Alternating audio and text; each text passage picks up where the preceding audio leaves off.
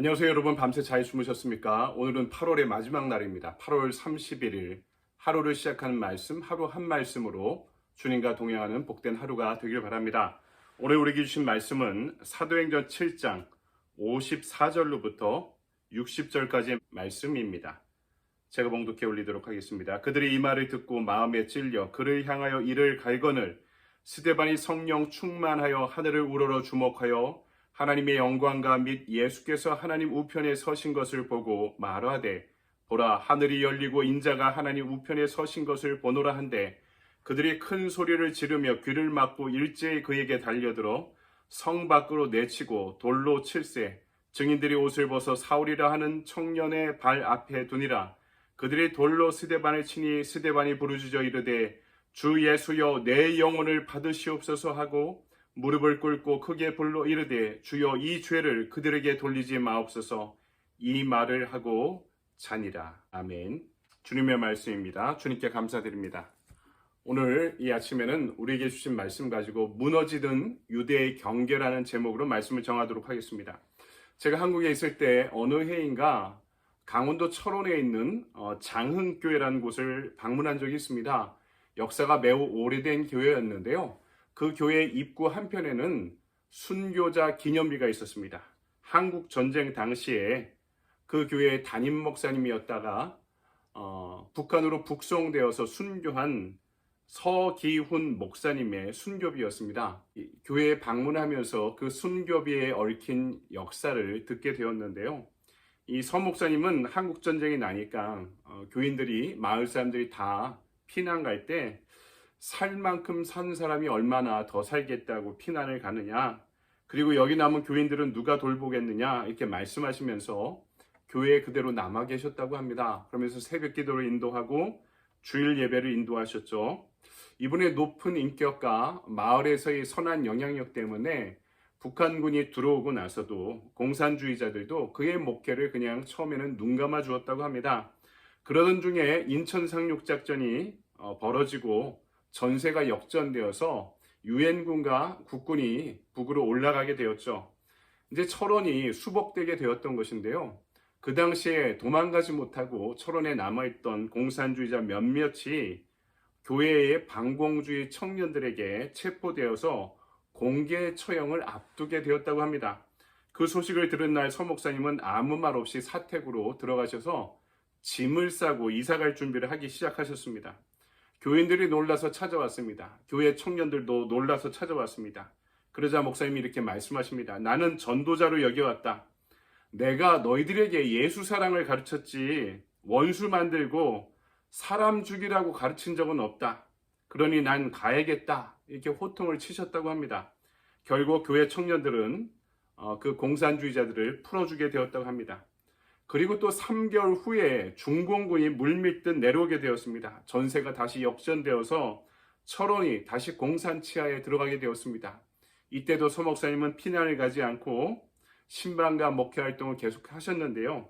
이때는 북한군에게 붙잡혀서 압송되고 북한으로 간 다음에 돌아가셨다는 소식이 들리게 되었다고 합니다.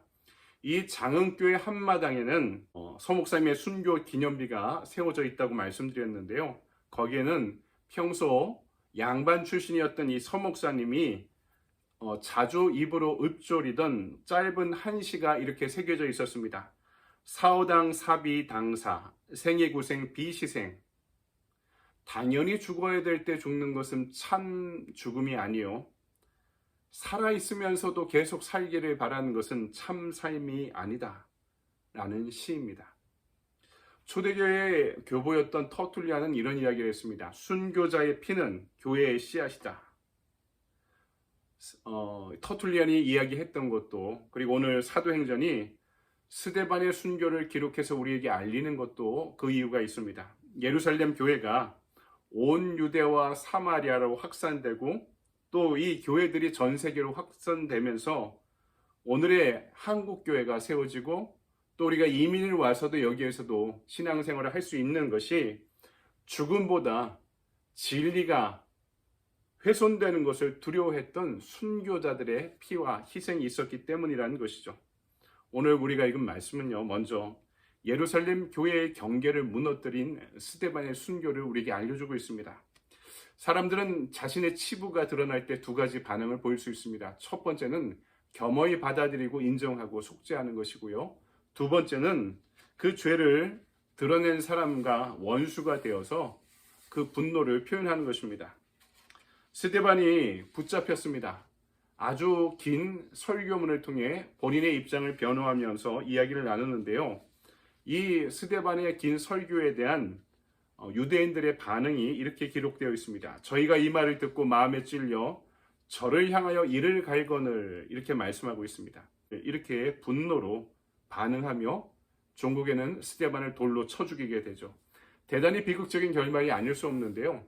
이 사도행전의 저자였던 누가는 우리와 시선이 좀 달랐던 모양입니다.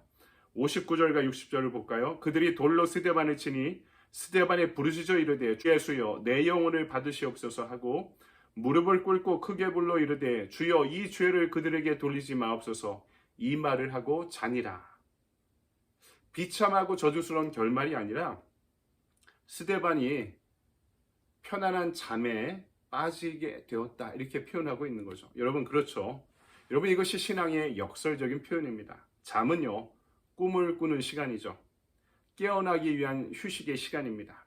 그의 죽음은 초대교회의 꿈으로 살아났습니다. 그의 순교는 예루살렘의 선교로 깨어나기 시작했던 것입니다.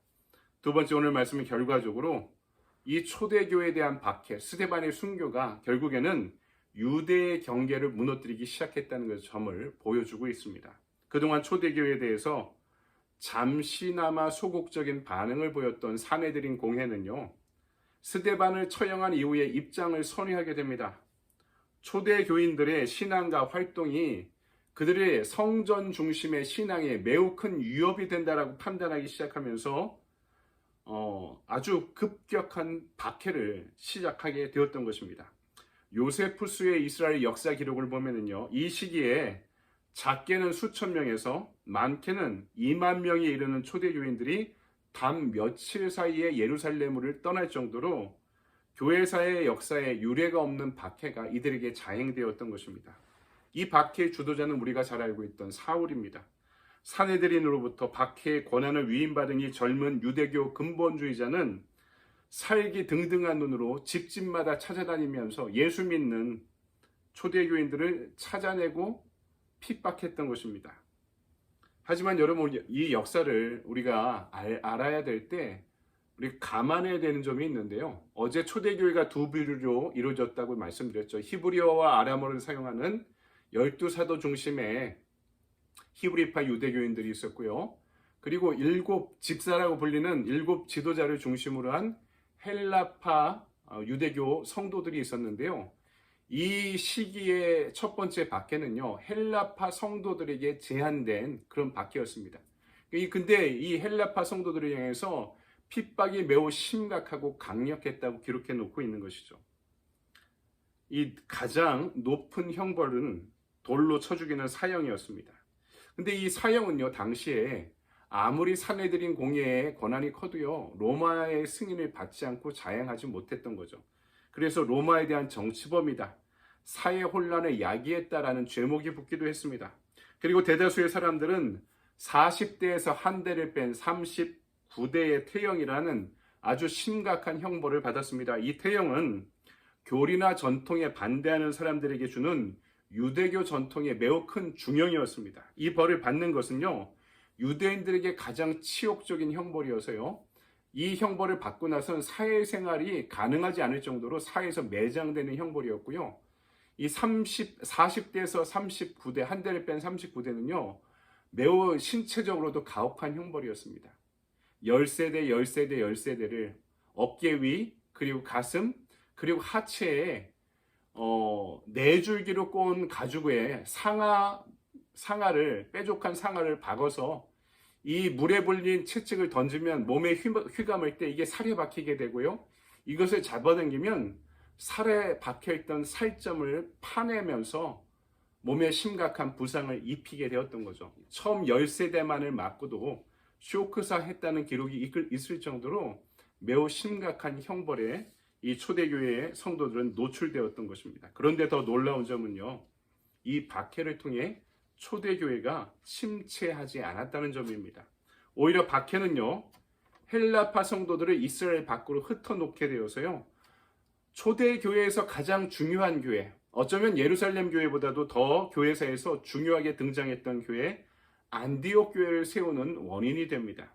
여기서 도망간 사람들이 안디옥에 정착하고 거기에 안디옥 교회를 세우게 되었던 거고요. 이 안디옥 교회는 이후 이방 교회의 모교회가 됩니다. 이 안디옥 교회를 통해서 회심한 바울과 그리고 바나바가 선교사로 파송되어 1차, 2차, 3차 선교 여행을 다니면서 수많은 이방 교회를 개척하고 이 안디옥 교회가 이들을 지원하는 모교의 역할들을 감당해 왔던 것입니다. 여러분, 한 가지 이야기를 전해드리며 말씀을 정리하고자 합니다.